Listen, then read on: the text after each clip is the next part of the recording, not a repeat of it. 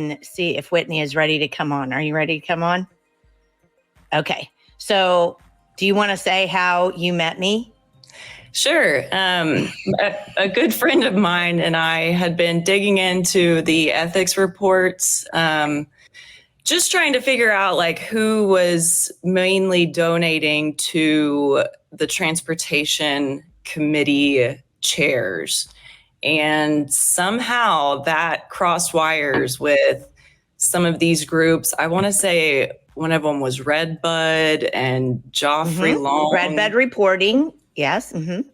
And so then going and searching for those terms led us to your map or diagram of all the different entities that are moving money around. And so then that's whenever I watched your show. You had Carmen on that day, and she was talking about the judges, I think, yes, and her website, which I think is really, really fantastic. If people will use it. Mm-hmm. True. CarmenGrider.com.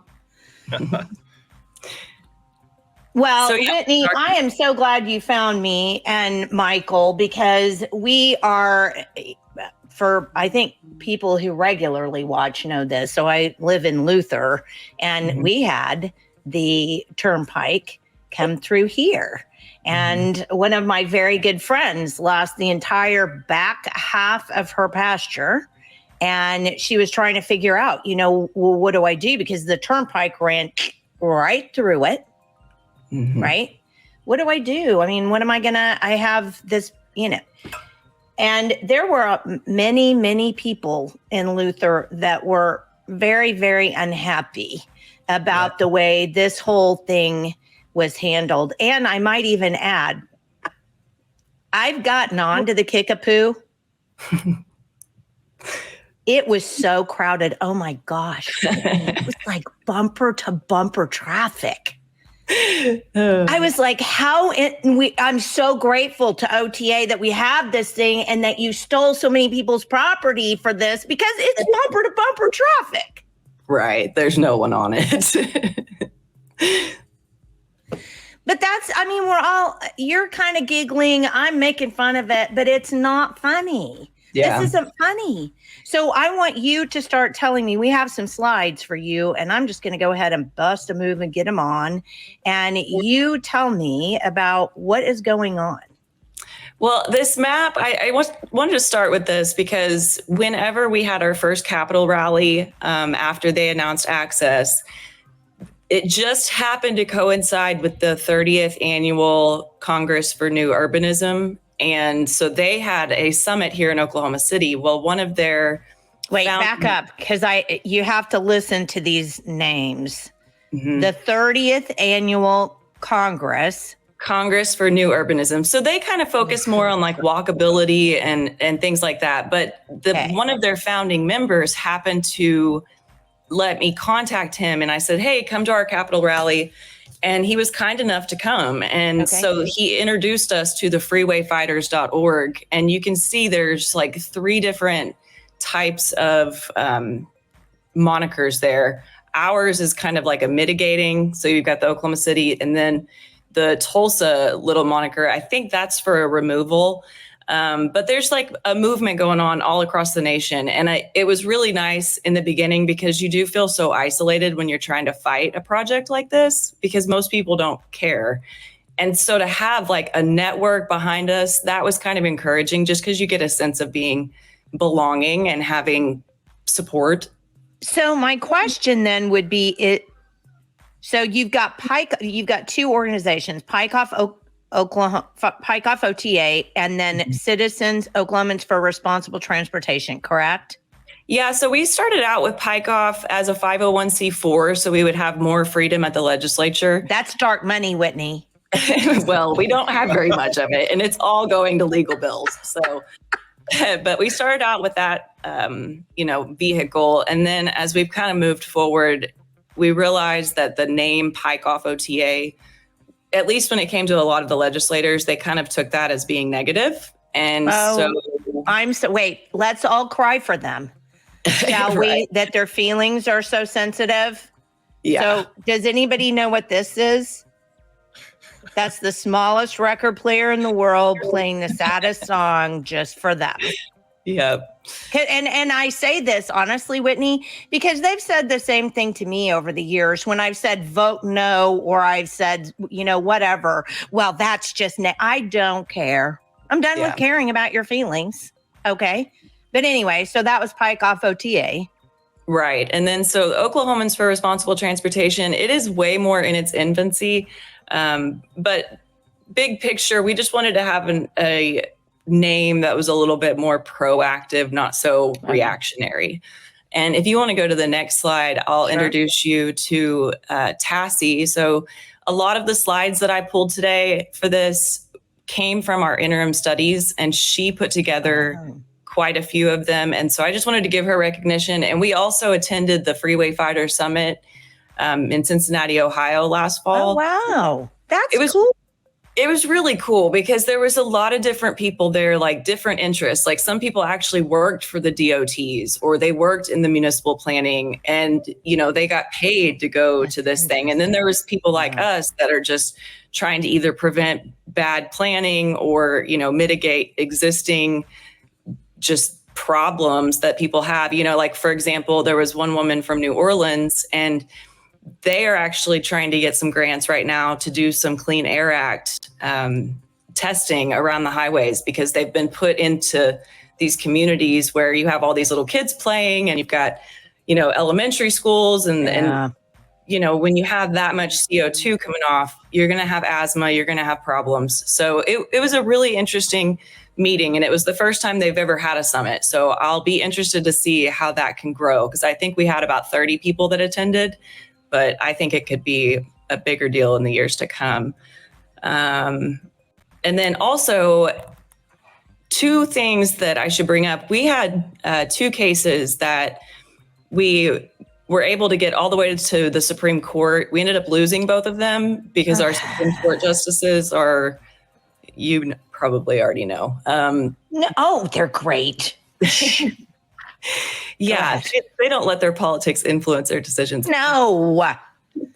But Tassie was the lead plaintiff on the Open Meetings Act case. And that's right. I forgot. Can you just brief everybody on the Open Meetings case? Because that was a really great case. I can't believe that you lost that.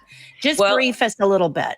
So it was going really well. That we actually had some success in, I believe it was district court. And if you'll remember, the OTA, before they announced access, they purchased a bunch of domain names like no Turnpike, Oklahoma, no Turnpike through Norman, Oklahoma. Oh yeah, like there was like 15 or 20 of them of domain names. So they knew that they were going to have some political opposition. And then they announced the Turnpike in a manner that was just kind of elusive. With the Open Meetings Act, you're supposed to make sure that you're speaking in a way that like the general public can understand. It's not supposed to be legalese. Whatever. But then the Supreme Court ended up reversing that one. The other case that we had that made it all the way to oral arguments at the Supreme Court, that was a dispute over the actual statute and whether or not they had the authority. And it was a split decision. The dissenting opinions are a lot more cohesive, in my opinion. And it's interesting because the dissenters, I'm remembering correctly, all three were Governor Stitt appointees.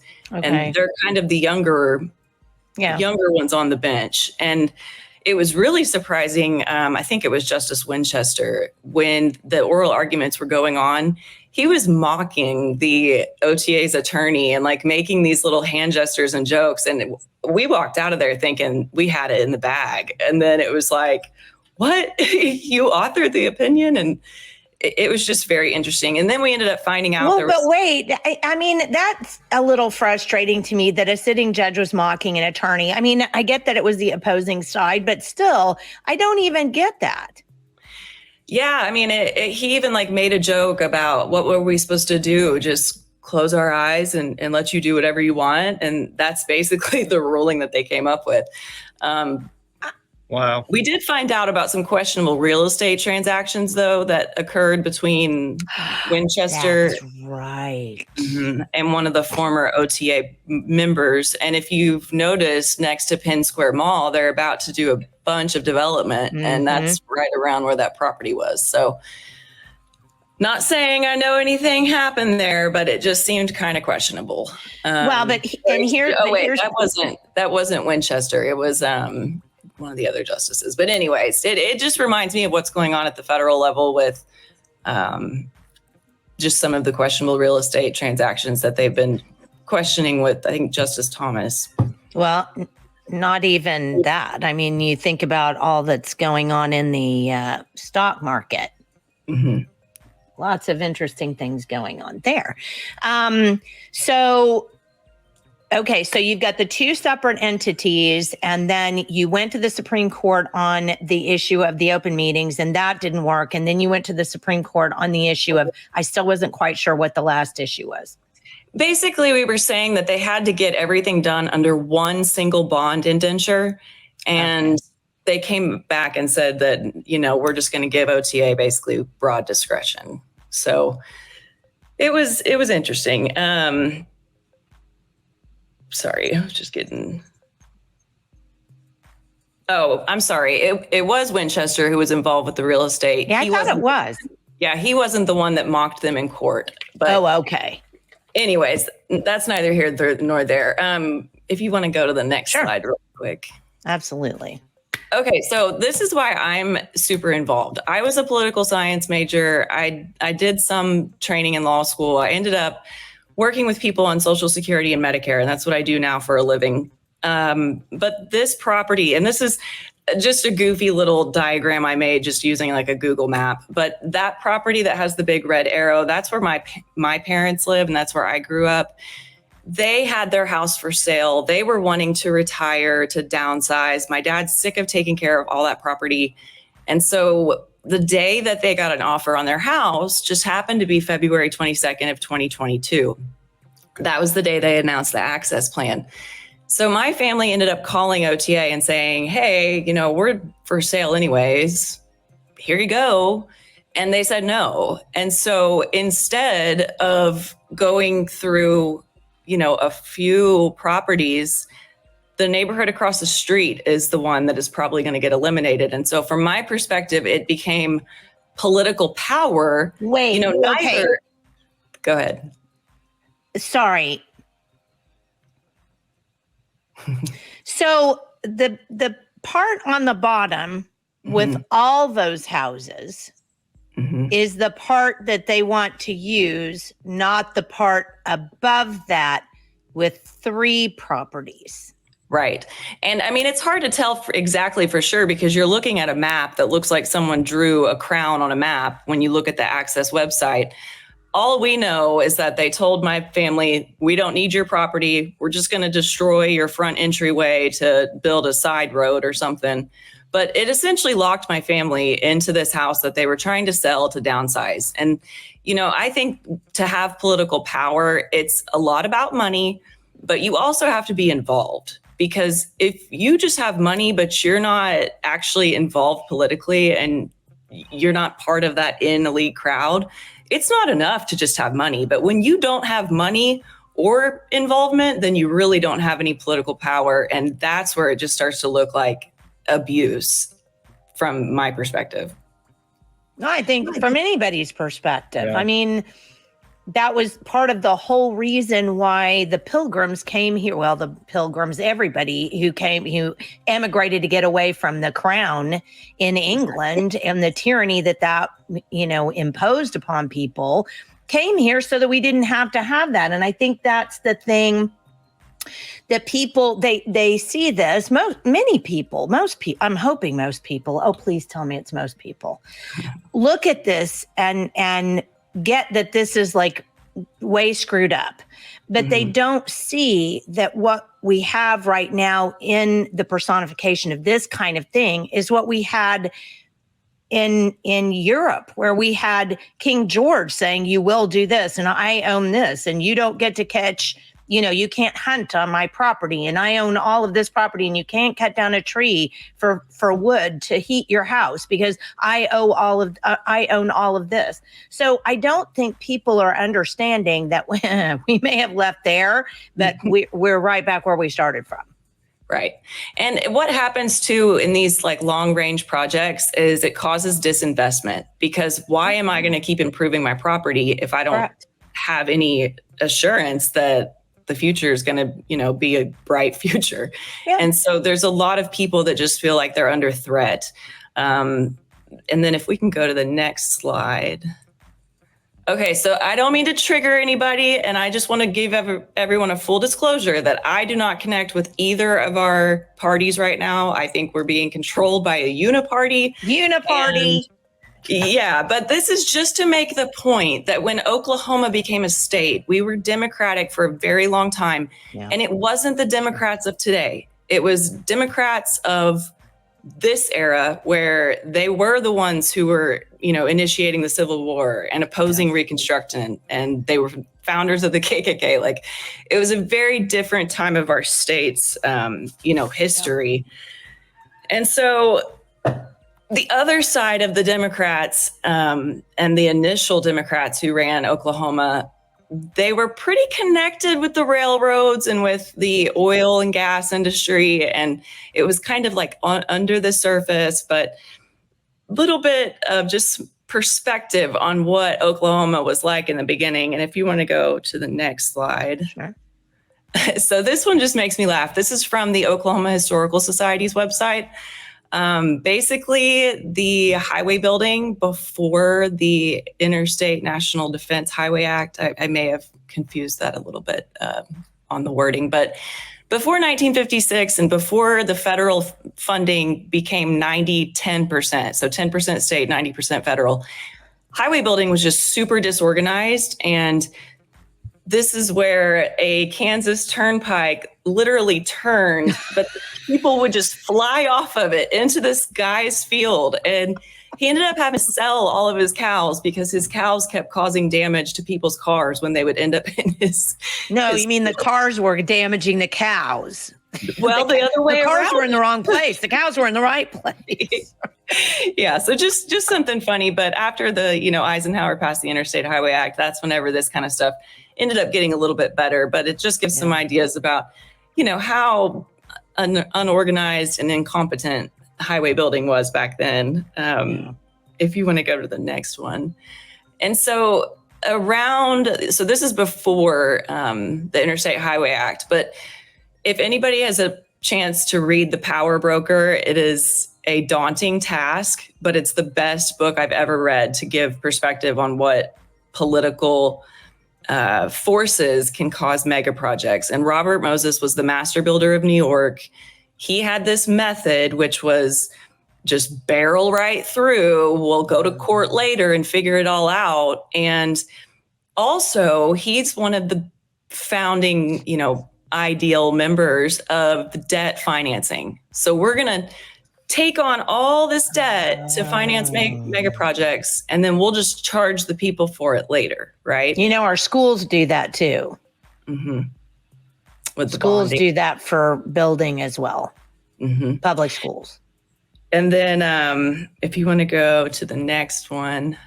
So I wanted to bring this in because at that top right corner, one of the guys who had been working for the Turnpike Authority decided that he didn't agree with everything that they, were doing at the time. And he ended up getting retaliated against. And I just wanted to bring this up because this culture of retaliation still exists today. And yes, it does. Big time. I mean, we've seen 2 engineers now who have pretty much lost their jobs because they didn't agree with everything that the Turnpike Authority wanted to do. So that culture of retaliation, I don't think that's gone anywhere. I think it's still a big problem.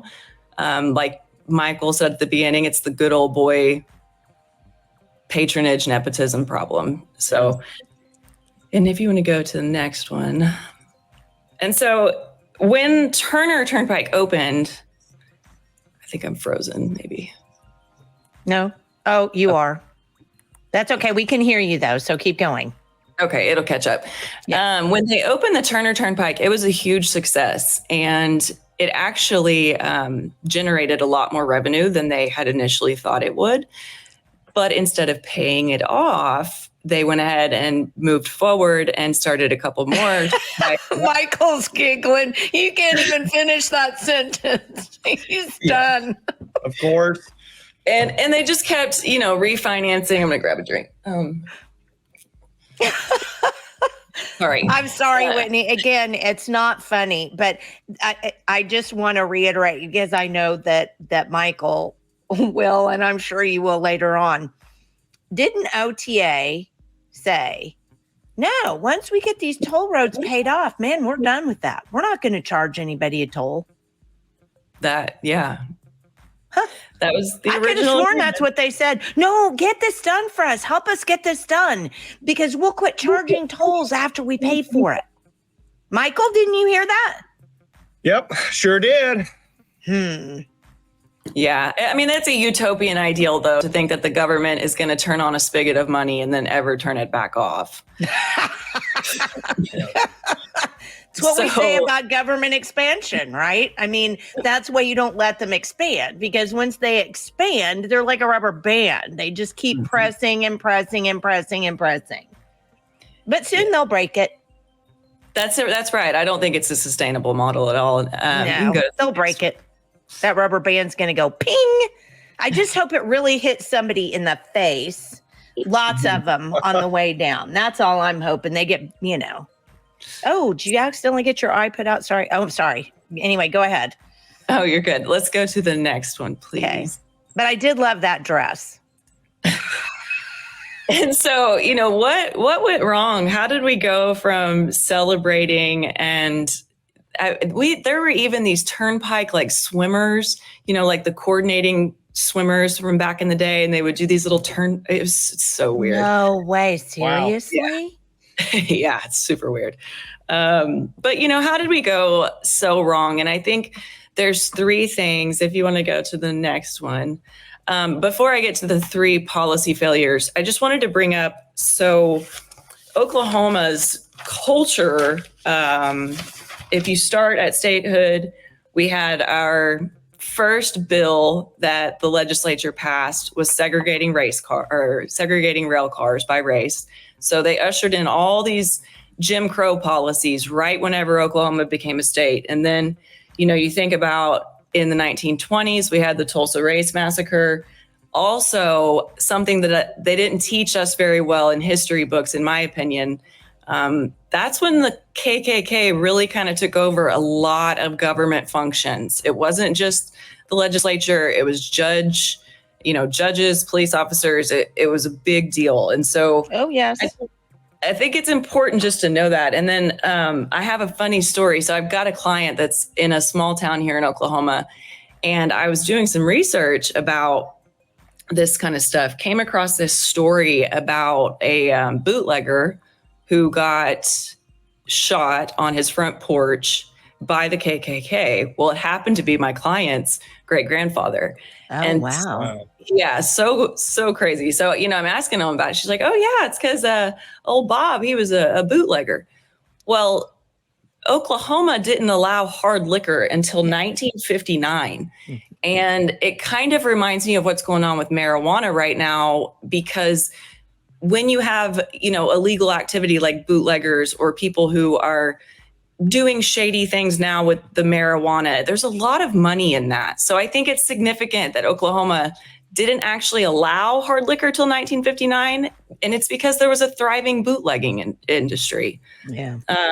Then you had 1965, which is what this was, when the Supreme Court justices went through their scandal and admitted to taking bribes and, basically selling their opinions. And then 70s and 80s, you had Ox Scam, where 220 county commissioners, I think, were indicted. I can't remember. It was the county commissioner scandal. Yeah. How many actually went to jail? But then you had in the 80s and the 90s, the misuse of the school bond money, where they had taken so much money out that they couldn't figure out what to do with it. And some of it ended up in a bank in Japan, and just a lot of weird stuff that went on there. And then, fast forward to now, I think it was less than a decade ago, the nursing homes got in a pretty big scandal because of some of the shady stuff that they were doing. So I think we just have this like underlying culture of corruption in Oklahoma, and it seems to be very industry. You forgot on the Gene Stipe years. You forgot about those.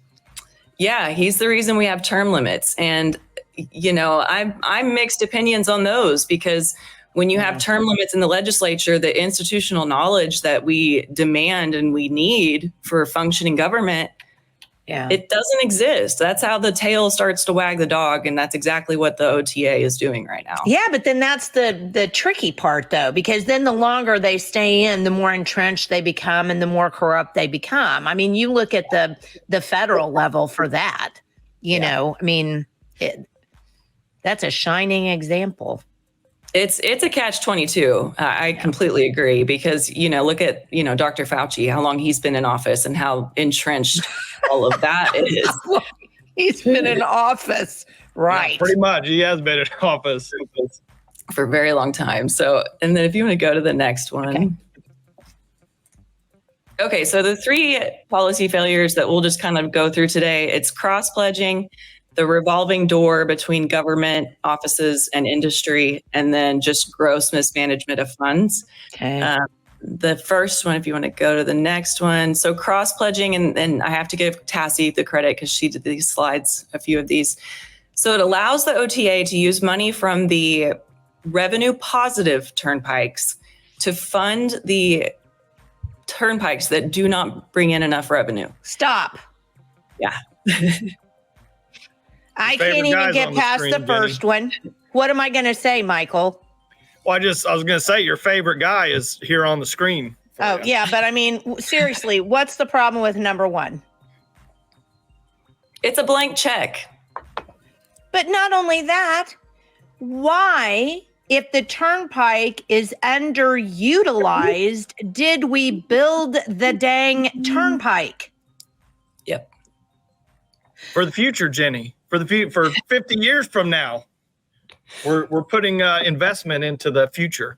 But see, to me, now hit me if I'm wrong, Whitney, because you're the expert here. I'm just the crazy mad lady like normal. So I just look at this and I think that's where we went wrong immediately. I mean, if you're talking about, well, we have an underutilized turnpike, then the traffic patterns didn't require that you take over somebody else's land and property so that you can build it. I mean, am I wrong? Is there something wrong with my thought process there? No. And one of our strongest advocates, who is an engineer, she's an engineer, she's a professor at OU, and she works for ODOT. She would be way more qualified to tell you about this, but they basically reverse engineer. They don't do the feasibility studies. They don't do the environmental studies up front. They go ahead, get their plans pushed through, and then they reverse engineer the studies. No, they do not. Wow. Because OTA is not subject to the same laws as ODOT. And think about that. That's not just talking about reverse engineering and making sure we're doing things in a chronological order. That's talking about complying with the Clean Air Act, the Clean Water Act, and all of those things that are designed at a federal level to protect the people. They don't have to follow that. So they don't have to do environmental impact statements. Yeah, that doesn't even make sense. Yeah, why, Whitney? Why? I mean, how is that even legal? Yeah. Because they do not technically take federal money.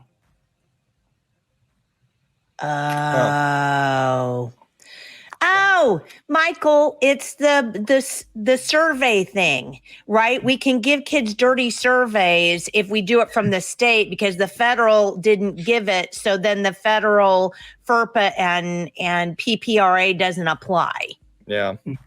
Well, you know what's even more crazy, Jenny, is if you're a local farmer, rancher, landowner, you know, if you retain water or you build a pond on your property or something, that's not going to stop the federal government from coming in and the EPA and everyone else and fining you $50,000 a day for doing that.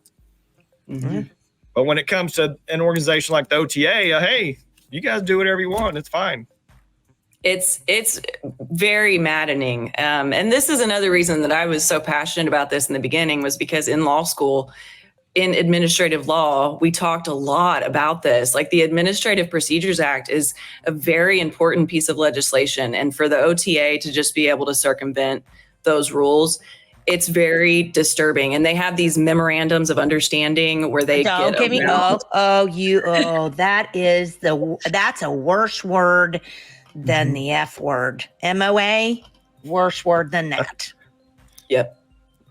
So go to the next one if you don't mind. Wait, I wasn't finished with this one. No, in all seriousness though, Whitney, do we know why OTA is an entity unto itself that doesn't have to subscribe to all of the laws that the rest of the people do? So it goes back to debt financing. And so HNTB, which back then was Howard Needles, Tammen, and Bergdorf or Bergendorf or something like that. Okay. They brought the idea to the governor back in 1947. And they did it for a purpose because the federal government would not give them money to finance our DOT. And so this was a way, and this was another reason it was so celebrated, because the state desperately needed money to pay for roads, and they couldn't get it from the federal government, and they couldn't somehow come up with it on their own because Oklahoma is just a bunch of thieving politicians most of the time. And so letting it be a debt finance project with revenue paying it off, it kind of made sense back then, because where else were they going to get the money? Okay. And actually I can kind of see that because we were the, kind of redheaded stepchild, if you will, of the United States, since we kind of, came in at the end and were the catch-all for everything up into that. And we were troublemakers too. Probably not in the right way, though. Not in the way that we would like to be troublemakers. But so how is it then that this has gotten, rolled over from year to year to year, and it hasn't been changed and modernized and updated so that, because my goodness, our state government is willing to give away money to everything. So I'm sure that, we have plenty of room, money for roads now. Why has that not been changed? Do you know? I think once we get through this and you see the revolving door, no, it's okay. I think the revolving door is going to be what, in my opinion, it's the biggest problem. And go to the next one. Okay. Next slide, I believe. Wait, look, failures are subsidized by successes. Mm-hmm. Yikes. Okay.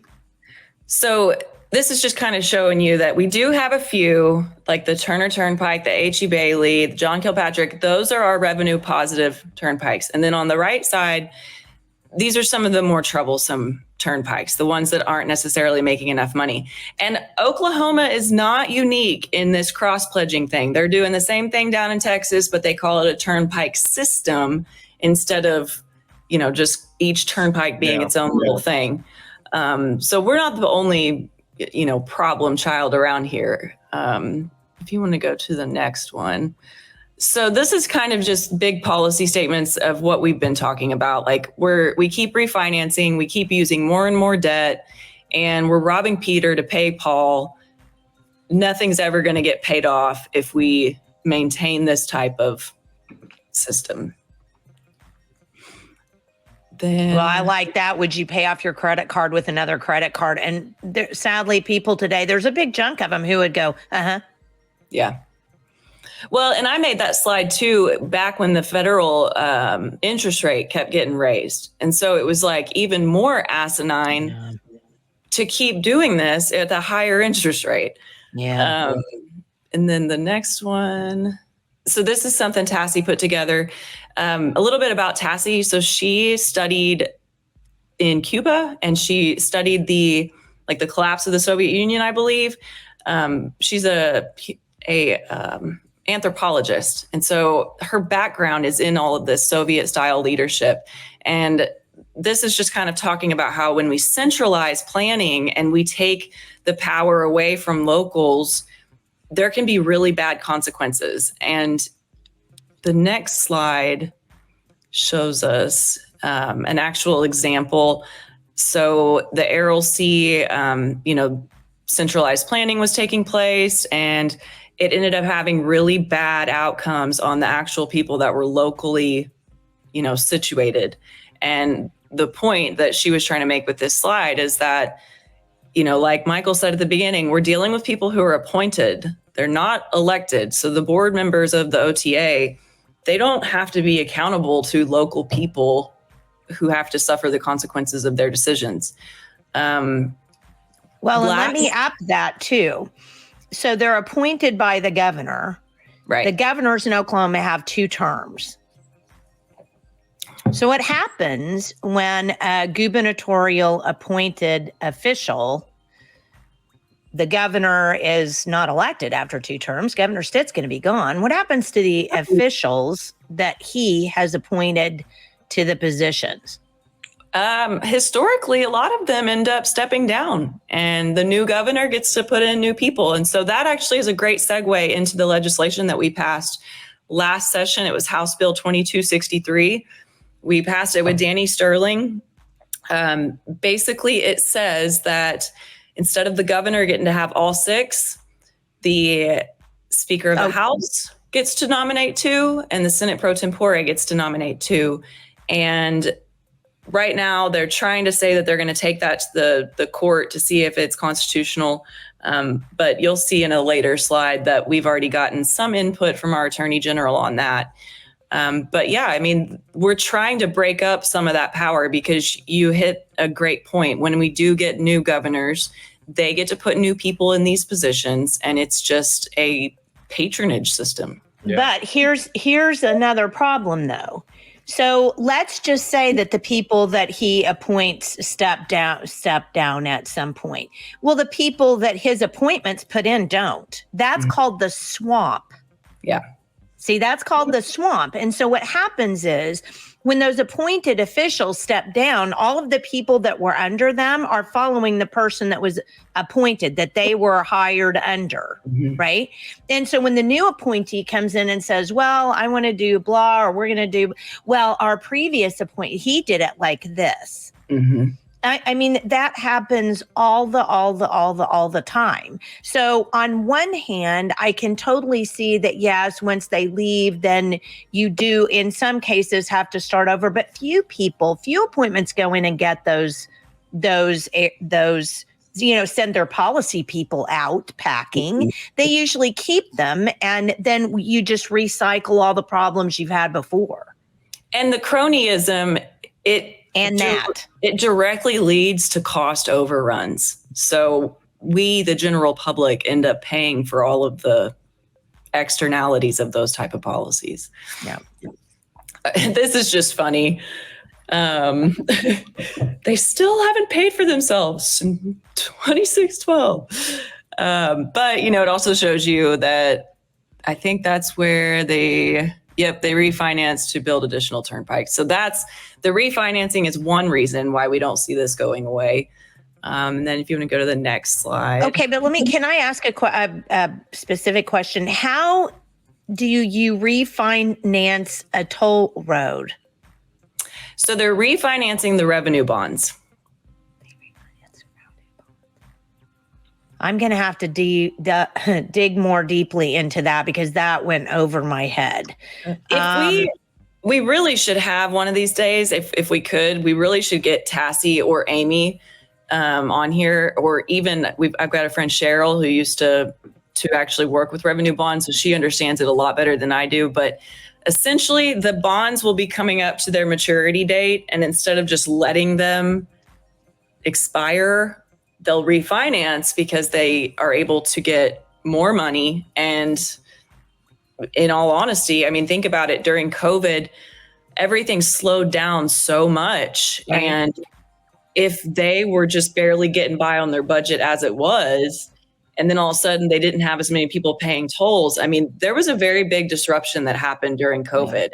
So I can see why they would consistently refinance, because that's how they're paying for maintenance, repairs, anything that they may do. But when they really need big money, that's when they go and they get these bond indentures, and they go have the Supreme Court approve it and all of that. But I think it would be really interesting to be a fly on the wall during COVID and know what was being said, because I'm suspicious that some of the short-term loans that they had to take out and all of that, it had to do with the huge downturn in the revenue that they had.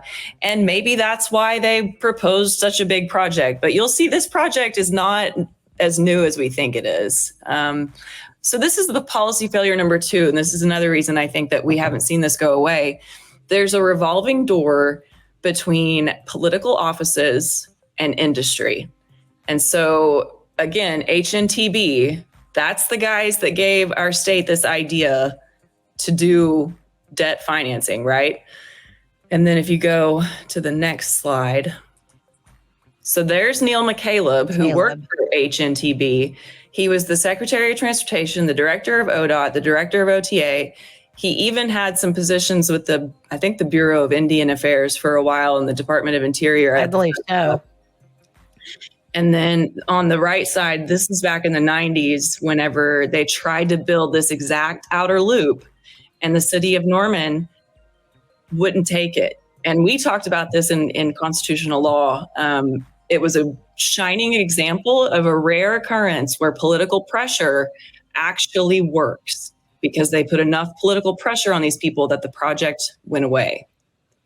Well, I do want to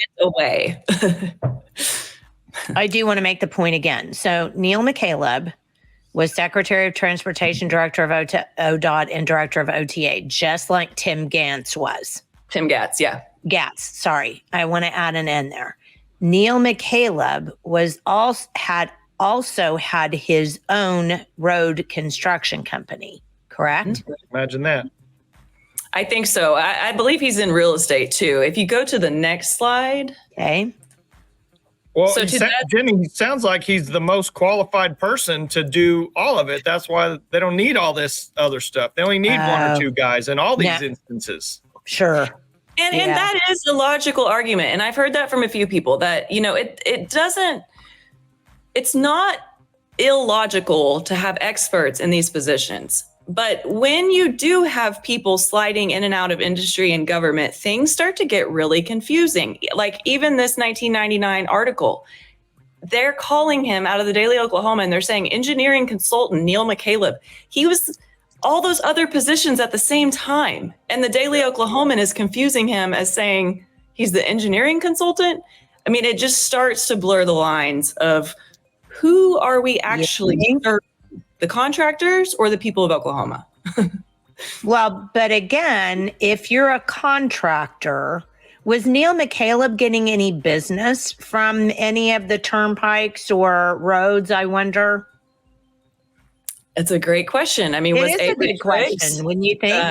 Isn't that Governor Stitt in that picture also? Yeah, and Tim Gatz. And I think Mike Patterson, Neil McCaleb. Yeah, there's a couple of guys. And that picture is totally unrelated. I just thought it was funny because they're all in there. If you'll go to the next one.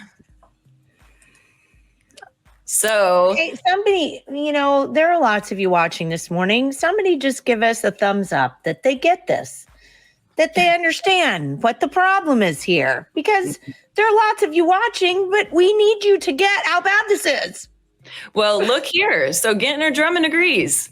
And he actually said you cannot hold dual offices. It's against the law.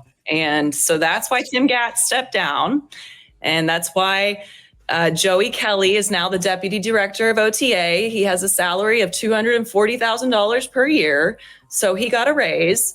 And Tim Gatz is over ODOT. And I think his is $245,000 a year or something like that. Maybe they deserve every penny, maybe not, but at least the Attorney General agrees that you should not hold dual offices. And I think this happened with Ryan Walters too, right? Oh no. Secretary of Education at the same time as superintendent. Really? Oh no, I can't imagine that happening. Yes. So right now, Gittner Drummond is our friend for sure. Right now. We just never know. At this moment in time. Yeah, politicians are unpredictable. Yeah, you don't know. And it's a shame, too, that we're actually calling somebody who administrates the law a political person. Mm-hmm. That's not a good thing. Yeah. And so, okay, I just wanted to make sure people understood why this outer loop with Neil McCaleb is so important. So this is back in the 90s, right? And back when all that political pressure happened and everybody thought that it went away. And there's Neil McCaleb again. And then if you want to go to the next one. Wait, I just want to go back to again. Mm-hmm. And so this is all just more, newspaper articles from back then, but enough pressure happened that they said, okay, we're going to listen to the people. We're not going to do it. And so when that project died, what happened next? And if you go to the next slide, oh, sorry, rest in peace, outer loop. Then the next slide. So here's what happened. The developers who follow around these turnpikes, and I don't want to talk about this. I'm going to get even madder. So there's land speculation going on, and there's all these people who, the people in the know knew this would come back someday. And so not only are people who are losing their homes to eminent domain up against their government, they're up against industry and the real estate market and all these developers who are really betting on this, or were, wanting to have another John Kilpatrick going right through rural Norman so we can put a Topgolf down there and a Dave and Buster's or whatever. But see that, but that is the important thing. Yeah. These developers buy that land up because they know that what they're going to do as soon as that thing goes through there is they're going to put a Dave and Buster's, they're going to put a couple of gas stations, they're going to put blah, blah, blah, blah, blah. Well, it's the land developers that make the money. Yep. Never mind the poor sod who worked, 80 years on his property and it had been in the family for 200 years. It doesn't matter. Who cares about that guy? We have a damn Dave and Buster's there. Hey. Well, these are the same guys also that are on your city councils and in all these other organizations they're all connected to each other.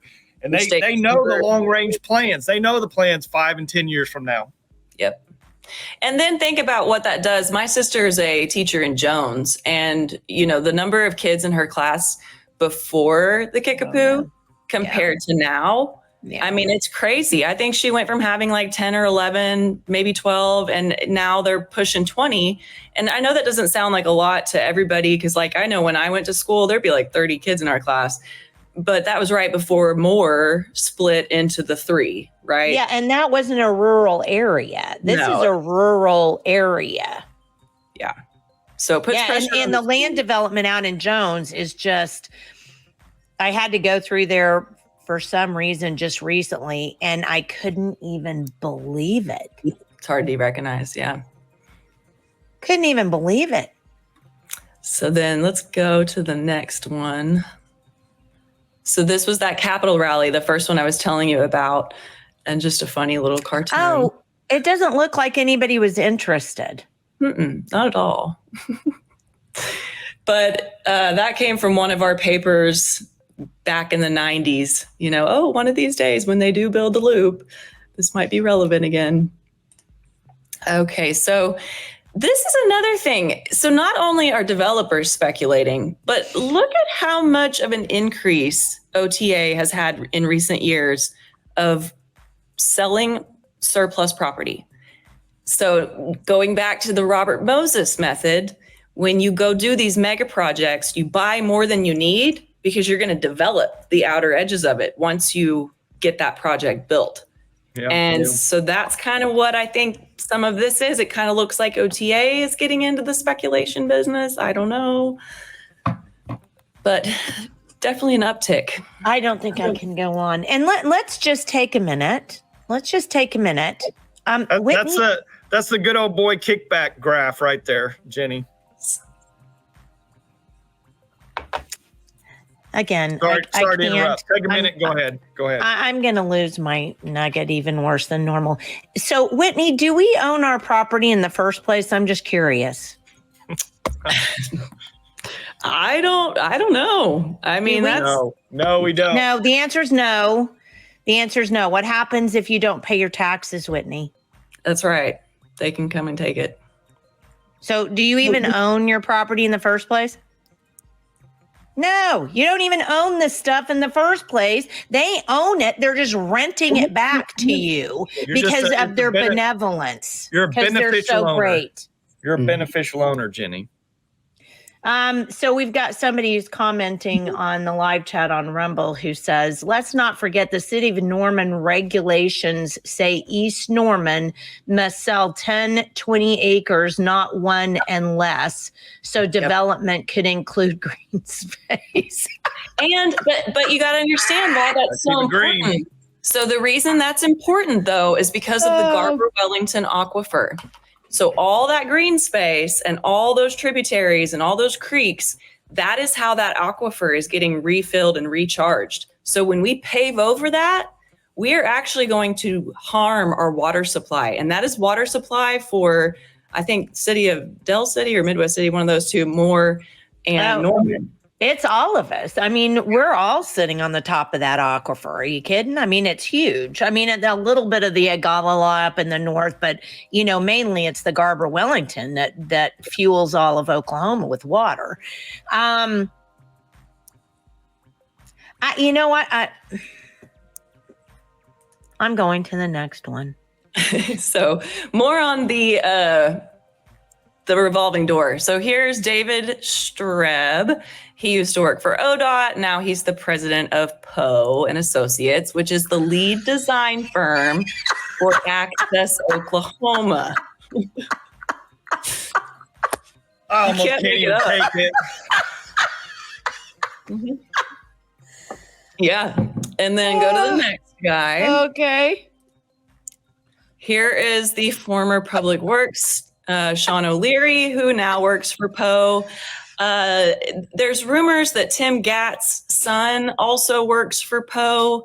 Yeah, the connections never end. And then, but that's the whole crux of the issue is we're here because people don't know how connected and interconnected all these guys are. I mean, we have to do this kind of stuff, and we have to almost shame them and make fun of them in a way, because if we don't, people aren't going to understand the severity and until 5 years from now or 10 years from now, when there's no way to reverse, anything that they've done. We have to stop them. We have to start now in order to start exposing all this stuff. Yeah. Exactly. Well, and the worst part about it is, we talk about regularly, people just want to live their lives. I mean, they don't want to know half this stuff. I mean, those of us who know it are pretty much mad all the time. All the time. It's like, I really just want the blue pill so I can go back to being stupid and happy. Well, like Whitney with her family. I mean, until you're like the directly impacted at your family and financial and future level, I mean, people just aren't engaged. And that they take advantage of that. They take advantage of, people's just lifestyle in today's time. Yeah, they do. That's exactly right. And then, so the first session that we were able to get any legislation pushed forward, it wasn't the most successful because we figured out really quick the Association of General Contractors has a big stronghold on our legislature. If you go through those ethics report, not only does the PAC donate a lot, but individual members who own construction firms, design firms, all of those guys, they are all heavily donating to our legislators. And, some people tell me that doesn't matter and that doesn't influence. And I would strongly disagree. I think that if you're getting money from people, it's So if that's the case, Whitney, and people are going to tell you that, then your follow-up question is, so why donate then? Yeah. Yeah. Exactly. If it doesn't influence policy, why are you donating? These people aren't in your district. It's like what we talked about with Carmen, that day about, oh gosh, what is his name? Greg McCourtney. Right. And the fact that only 11% of the money that's gone through his campaign account over the course of his Senate seat, only 11% of that came from the people in his district. So who elected him? Right. Yeah. So you can't tell me if the people in his district aren't electing him, that he's listening to the people in his district. Right. How does that work? I don't know how you can argue that with me. That simply, I'm shrieking. Listen to me shriek. Because it doesn't make any sense. And when people say stuff like that, I'm like, no. Then tell me why they donate then. If it's not, if it's not influencing, why do they donate? And then you have the legislators who say, well, that doesn't influence my decisions. Then why take the money? Exactly. Because I have to run a campaign. Why can't you run a campaign from the people in your district? Because they won't donate. Then why do you need to be elected? Yeah, exactly. Am I wrong? No, I completely agree. See, these are the things that we've got to start saying out loud multiple times to multiple people so people understand how screwed up this system is. And that when they throw those little cute little sayings off the top, well, they don't influence me. How? You explain to me how they don't influence you, because 90% of your money comes from them. Yeah. Sorry, go ahead. No, I completely agree. And you got to think too, from my perspective. So I work with people on Medicare and Social Security, and I had to learn a lot about the kickback structure and all of that stuff that goes on behind the scenes with doctors and foundations. And, this kind of stuff can be translated into a lot of different areas of our life. And if we don't start talking about it and don't get people to have at least some awareness of it, it's almost like social engineering that starts taking place. No, it is social engineering. That's why it was 100%. in there in the first place. That's what this is. You were talking about your friend who we do need to have come on the show because she understands the parallels between America and communism very, very well. That's what all of this infiltration of the communists was in the mid 1800s, was to do exactly what they've done right now and make us think that this is all somehow American when it's not. Right. Yeah, there's no free market involved in this. If you have a turnpike that fails, it fails. That entity goes out of business and you go forward. This whole thing about being subsidized and just a revolving door, and then you have the same people. I've said this multiple times, Jenny, and you know this. I've been part of the problem, my whole life, because I was so busy just trying to work and say, I was disconnected from all of that politics. Plus, I just made it out, I was like, hey, those guys know what they're doing. Just stay out of my way. I gotta go play some golf. Basically, that's how most people, I think, live their lives. And until we continue to hammer this stuff out and just really get it in people's faces, nothing's going to change. Right. So sorry, no. When you come on this show, you're going to expect some ranting, and I apologize. Sorry. Hey, I don't mind at all. So then the last policy failure that I wanted to highlight, and these are slides that I pulled from the interim study before we passed House Bill 2263. How does this actually work? So the bond investors are lending money. That's a great slide. Yeah, I think Tassie made this one too. She's really good at these. But what happens? The banks get richer from the fees, the drivers get higher tolls, communities get destroyed, and these real estate transactions become more questionable. And why would they turn off that magic spigot of money? It's a utopian idea to think that it would ever really end. That is a great slide. And I want to ask, I mean, all the people out there who have driven on the John Kilpatrick Turnpike, have you seen how high the tolls have gotten? Oh my gosh, I think aren't they triple what they started now? I know they're double for sure, but I think they're almost triple. So not only did the OTA say, as soon as we pay these off, you get to have them for free. Not only did they say that, but now we're up to triple tolls from what we had originally.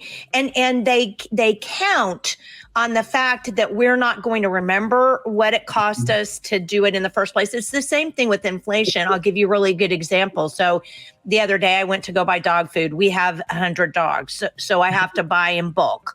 So I was buying our regular 50-pound sack of dog food that a year ago cost us about $22. Well, not only is it not 50 pounds anymore, it's 48 and it cost me 27.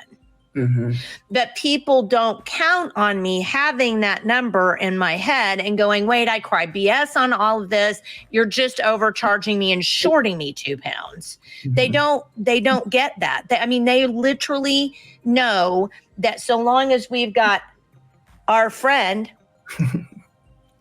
and our Thunder tickets and our endless Netflix streaming, that we're not going to go, hey, wait a minute, what are you people doing? Because it's, again, we're in Roman times, right? Yes. We're in Roman times. So long as we can be entertained away from the fact that our government has us by the throat, then we're all good, right?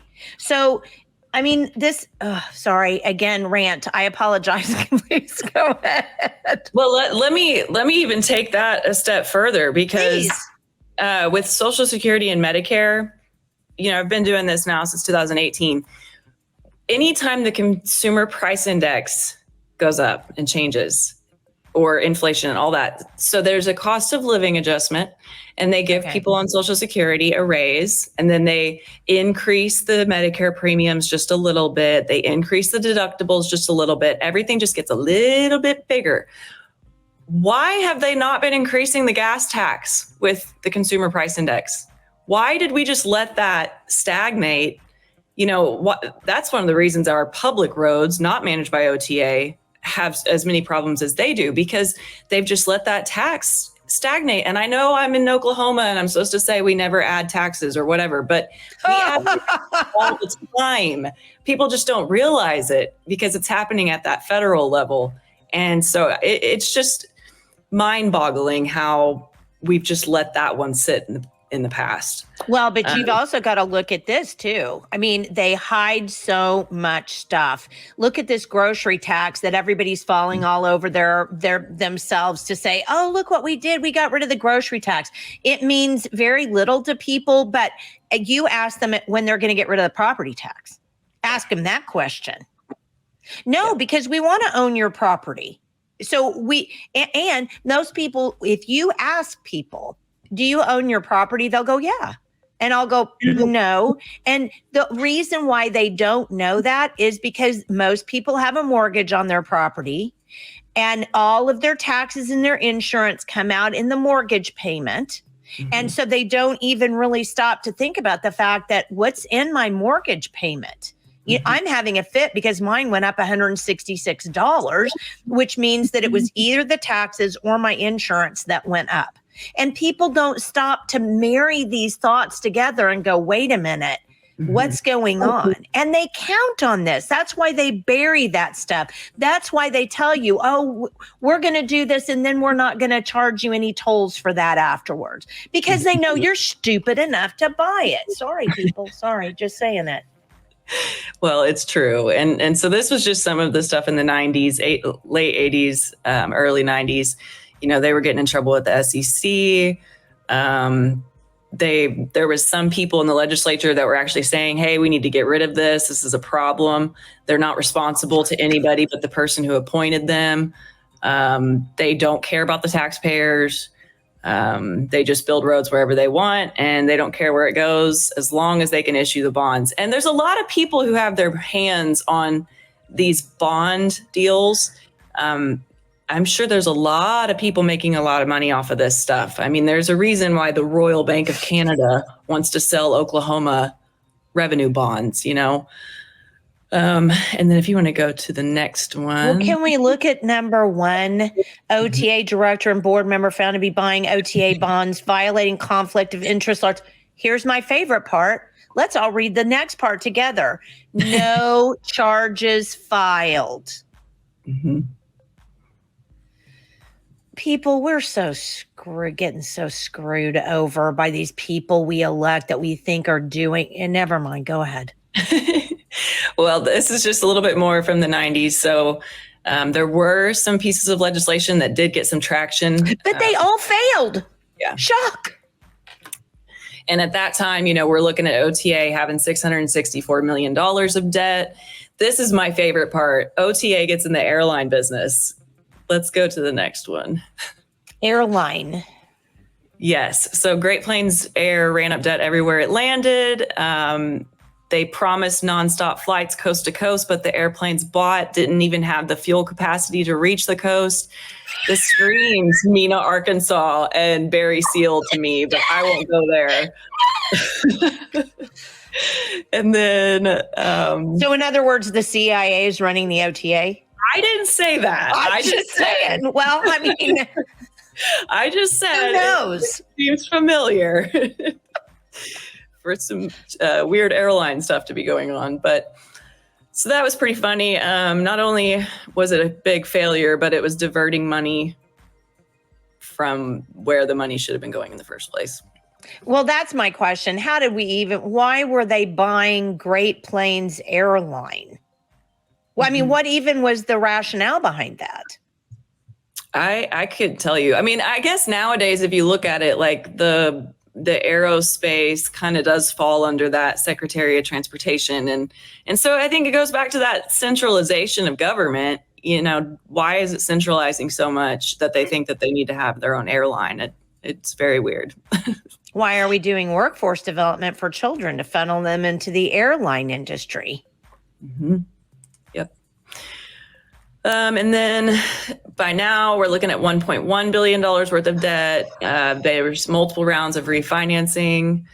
They announced there probably would be no more turnpikes for a while. And then in 2015, Mary Fallon Driving Forward program started. And we had some more toll increases. Another Republican governor, right? Yeah. Yep. And then the Driving Forward program, total cost was $1.5 billion. So it had a cost overrun of around $627 million. Then if you go to the next one. That's not very much, $627 million. I mean, what is $1 million anymore? Right. Right. Michael? And this slide is actually kind of old because this was before, I believe this was before they got the half $500 million or whatever, 500 million that they did get approved. So this is actually a little bit outdated, but if you'll go to the next one, it shows you if they get up to nearly $7 billion worth of debt with this access program, look at how skewed that amount of debt is compared to other state agencies. The Grand River Dam Authority at least has a cap on what they can get in their bonds. It's a statutory cap. And that's something that we would like to try to do in statute eventually, but it is very, very hard to get legislation passed up there because right now we're hitting roadblocks with those transportation committees. Going back to how I even found Jenny, just trying to understand these people, because when they're nice to your face and they make you feel like you're so important and everything's going so well, and then push comes to shove and you can't get your legislation to even hit the committee for a vote, what is going on here? That's a good question. What is going on here? Yep. So this was access. This is just off their website. I just took a screenshot of it. 15-year project, $5 billion. Now that's closer to $7 billion because of some of the delays. Then we can go to the next one. So this is kind of how our group formed. Immediately, a Facebook group kind of came together, and it was just a place for everybody to kind of vent, honestly, and try to make some. So you guys would like me there then? Oh yeah. I mean, it's sometimes I'm like, we don't even want to put our nonprofit name on the group because sometimes it gets a little rowdy. I'm not going to lie. Well, but here's the interesting thing. Gosh, I guess nobody's interested because you only have about 8.4 million or 4,000 members. Mm-hmm. Gosh, that's not much. It's been a really interesting dynamic because I think it's very good for people to have a place to go and to, share ideas and just make connections. But it also can be nerve-wracking sometimes just because of liability and all of that. You don't ever want anyone to do anything too crazy. Well, and I get that, but I hate to say this, but I'm just going to say it. I mean, I'm in trouble most of the time anyway. So what am I going to be in more trouble? At some point, I think people are going to have had enough. And I don't know what that looks like, but I mean, it could look like something not great because when you oppress people and they've they get up every morning and have their blue pill and they go about their day, mm-hmm. At some point they become like Michael. Well, and like me way back in the days of, HW, when I was like, what do you mean you're subsidizing everybody's prescriptions? Aren't you supposed to be a Republican? What the heck? That's what woke me up. And I was like, okay, something's weird. And then from then it was just, me going, why is government spending my money doing all this stuff that I don't want them to do? So, right. I mean, we've got to get people to hold their nose and take the red pill and figure out what's going on and understand that until they wake up and push back, they're not going to own their own property. They're not going to, these people who are in these seats of power are just going to play the revolving door game while we sit here. And the other reason I hate the two-party system and the other reason I hate everything right now, we're all arguing over stuff. So these people are running around going, they're too busy telling each other how stupid they are. I'll just keep going. Mm-hmm. I mean, people. Do you remember learning about Clara Looper? Oh, yes. I had Clara Looper for a teacher. That's how old I am. Well, that's amazing. I just finished her book, Behold the Walls. And I briefly remembered talking about her in Oklahoma history, but what her book made me realize is that it was not just like, okay, we're going to go do a sit-in at Kat's Diner and it's going to go smoothly. Like They put up with years of just people being so cruel and so awful. And it wasn't just Kat's Diner. She went to restaurants all over Oklahoma. And then, we had the sanitation strike and she was there with the sanitation workers. And it was just very revealing that those people who can be a catalyst for change, they don't do it overnight. It takes a long time and a lot of heartache. And from her book, what I really got is that her sense of humor kept her going, because anybody else, I feel like, would have just been crushed by the oppressive forces. But somehow she had this faith in God and a really good sense of humor that kept it going. So I just hope that people who are trying to be good catalysts for change just be patient and repetitious and have the ability and the willingness to just keep moving forward. These articles, so now we're in modern times. This was in 2022, whenever we found out about the Access program. We had engineers raising concerns about the selection, the future of the watershed, and then there really were no justifications. Like if the DOT would have done this type of project, they'd have to get public input. They'd have to do environmental impact statements. They would have to have 3 options and then even a no build option. And then the public would get to comment on all of that. And we don't get any of that with the Oklahoma Turnpike Authority. So if you want to go to the next. Well, but can I just point out something quickly? We do. I mean, they give you, like, for example, out on 66, they're doing all this work. And before the Turnpike, they would have all these meetings where you could go and you could comment. But the problem is all of those meetings are run in a way where the facilitators structure the questions and help funnel your responses into a into a manner in which it all comes out looking like that, yeah, we give you the green light, go right ahead. So there's a lot of that Soviet style, yes, we'll have a meeting and they make you feel like you're in charge, but then you go and the facilitator facilitates your ideas right out of your head into their pocket.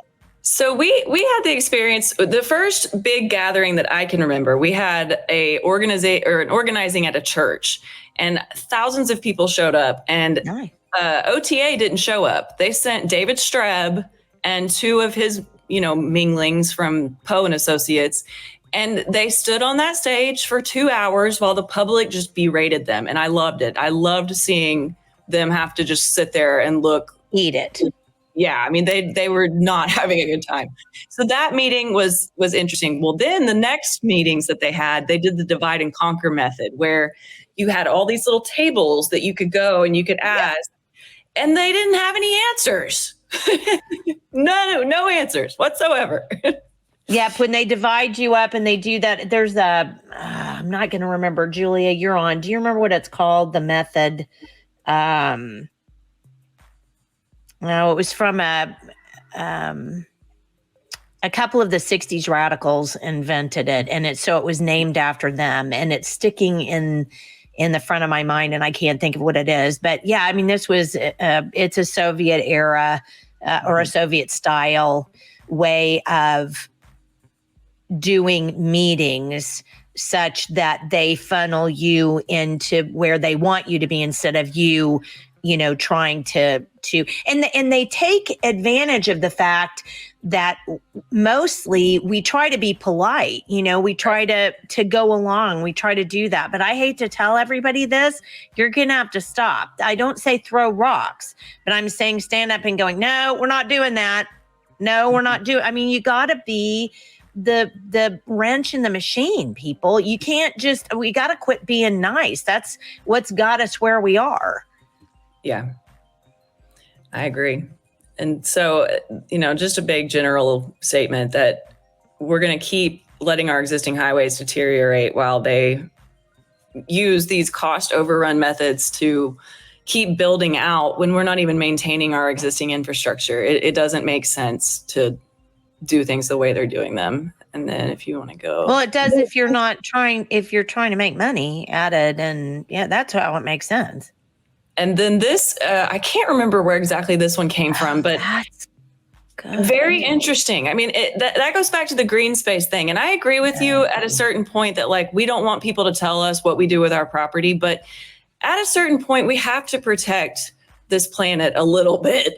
So having the ability to recharge our watershed and having cooler areas, because you can even feel it just on super hot summer days. There's a difference between driving down the highway and being in the shade of your front yard. Or my farm is on a hill, on a big hill. There's a difference between the top of the hill and the bottom of the hill.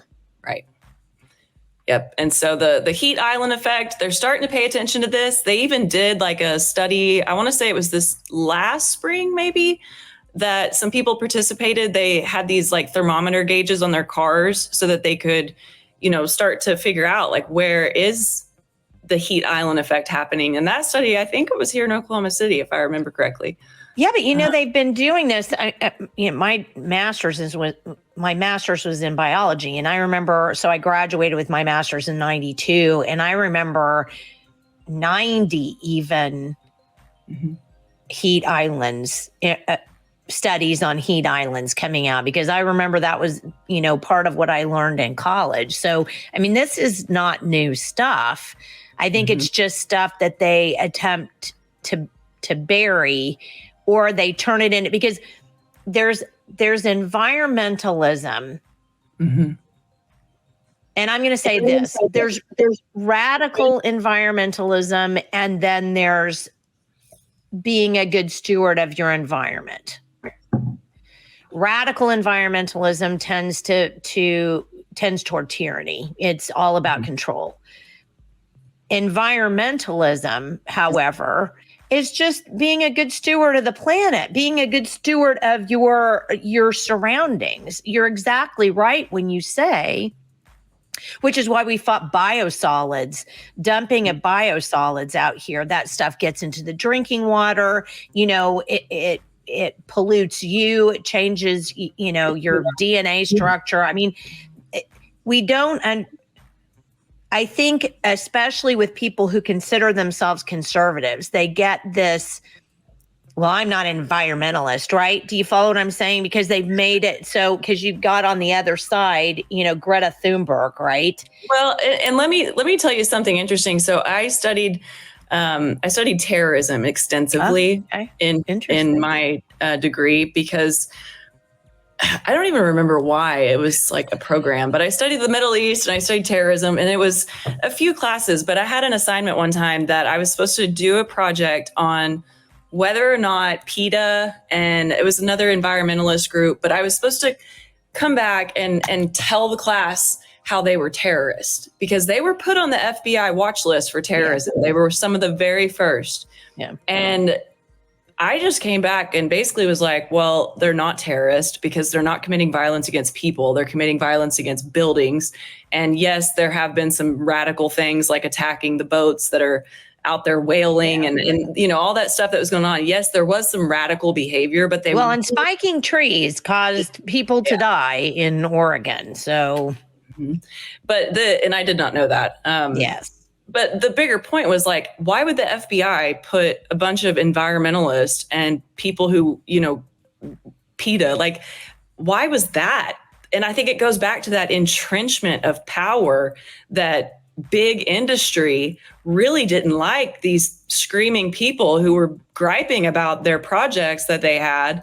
And they're the ones who are friends with government officials and, the people who get to designate who and who isn't breaking the laws. And Whitney, why would you consider people, why would you put people in jail who walked into a public building when they were asked to go into a public building after a former president gave a speech?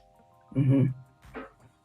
It's a tyrannical government. And I think that's kind of where this all kind of overlaps with the different causes that we all have and that we're advocating for, is that it just starts to look like we have a very tyrannical authoritarian government. See, we're all friends. Mm-hmm. And we need to remember that. We're all friends, whatever our issues are. We're all friends when we realize that the government is our enemy. Yeah. So the watershed, we've already talked about the watershed, but there was a little bit of hope whenever the Bureau of Reclamation denied the OTA's request to cross some of their easements. I don't think this issue's actually been resolved. I don't know if they have to, I think they have to reapply. I don't know if they've done that yet. Maybe that's what Joe's going to get on now that he's deputy director, but we will see what happens with the Lake Thunderbird, progress. And then if you want to go to the next one. So this was back almost a year ago when Drummond requested that Cindy Byrd can conduct an investigative audit. We still haven't seen that audit. So hopefully that's in the process. Well, Cindy Byrd is a good lady. Mm-hmm. I know her. Yeah. I feel like Elf. I know her. But she'll get it done. I think part of the problem that Cindy's office has had is just like we talked about before, there is rampant. Mm-hmm. It's just rampant misuse of government funds. Yep. All over the place. So, she can only be in, 27 places at one time. So, right. I do believe she'll get it done. I hope so. And then this is the last thing. So I have to just say, we have so much hope with Gentner Drummond, and he has done so many things. He requested that audit. He said that in his opinion, our bill is constitutional. And then he also said that Tim Gatz couldn't hold those three positions. So I respect him, and I have a lot of hope with Gentner Drummond and with Cindy Byrd. Well, and it's interesting because Michael and I were, Well, I think we were pretty super happy. Wouldn't you agree with the ruling where he came out against Stitt and said, no, you can't send public money to private schools. Mm-hmm. Now, that hasn't stopped the Stitt administration from doing that through our school choice setup. But we're not supposed to be doing that. So he seems to want to uphold the law and not be pushed around so much by the entrenched political interest. Well, we will keep watching for him. This one's just kind of a joke. There's a thing. Yeah, there's a thing called induced demand. And so like when people tell me, Whitney, we really need this. Haven't you seen how bad the traffic is on I-35 and yeah. And I'm like, have you been to Houston? Have you driven on the Katy Turnpike? It is a prime example of when we build more people are going to use it. Yeah. They're going to use your receiver routes too. So now not only is your highway going to be worse, you're going to have more traffic on your everyday roads. So induced demand, I am amazed that in the engineering profession, it's not a malpractice to deny that induced demand is real. Induced demand has been proven by projects going all the way back to the Triborough Bridge and Robert Moses and all the things that he built. Every time he built a new bridge, it got congested within a very short amount of time. So that one's just kind of to be funny. And then I think the last one is the final slide. Yeah, so this is just our website. If anybody's interested, you can sign up for the newsletter. We try to keep it really up to date on all of our events. And we try to keep it up to date with the legislation that we're working on and just how people can get involved. We do community events. We did a chili cook-off just recently. And then we're probably going to have an event in the spring, maybe at the end of April. And then we'll for sure have an event in the summertime at Royal Bavaria. That's kind of our annual event. But it's a great group of people. That's the one silver lining to all of this nonsense going on with the OTA. I have met some really, really fantastic, smart, hardworking, active people. And even just getting to meet you guys, like, it's really interesting how serendipitously people come together when there is a problem like this. Well, and I will say, it's funny that you say that about, Pike off OTA. It was the same thing with me in Common Core. I will never, none of that was really successful, except, I do think it opened up some minds and got some parents thinking in a different direction, which was important. Mm-hmm. But my friendships with those people that, I started with were the best things that I ever formed. And I kind of want to finish out the segment by saying this. I am extremely, and if please don't let this sound condescending, because it is no way meant to be that. So please understand that. But I am so glad to see you as a younger person getting involved because, man, more people everywhere I go, people are my age or older. Mm-hmm. Well, I get that we have more time now at this age and we have more time to devote. And I understand that. But I was doing Common Core when I had 4 kids at home, homeschooling them.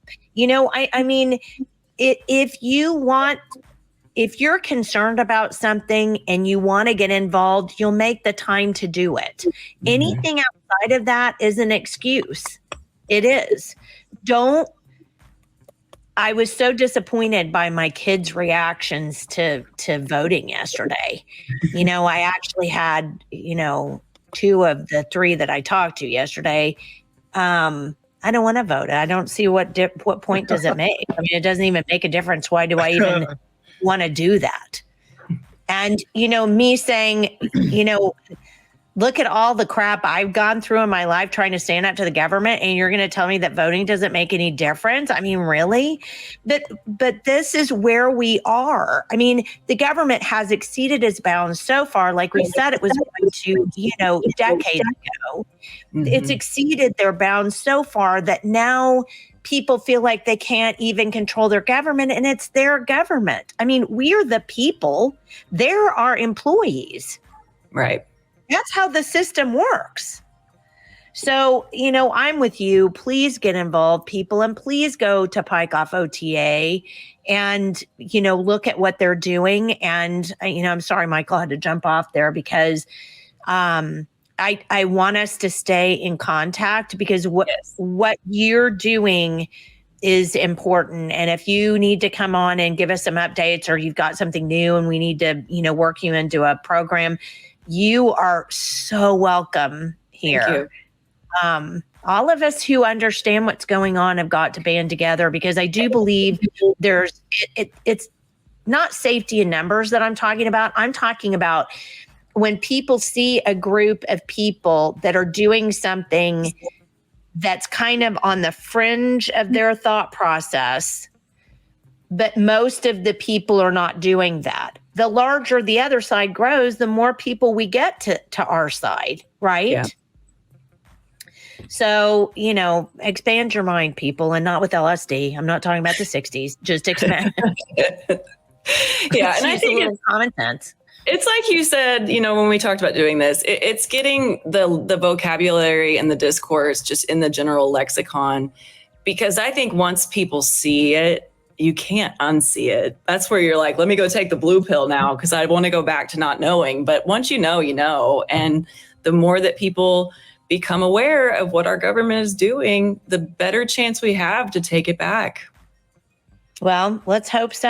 And Whitney, I have enjoyed having you on so much. I mean, girl, well, you're thank awesome. You are awesome. Well, again, I've got to get Wendy between the whoas with the girls today. I'm like, Wendy. Got to get Wendy on here for just a second. She's got an update on some bills coming through for election integrity purposes. But thank you so much for being with us, Whitney. I'm serious. And thank you for what you're doing. I just can't tell you thank you enough. And you and I are now best friends. So... Well, thank you. I had a ton of fun doing this, and we will definitely be in touch and get back together. Thank you. I sure do appreciate you, and we will talk to you soon. Sounds good. Have a great day. Talk to you later. All right, bye.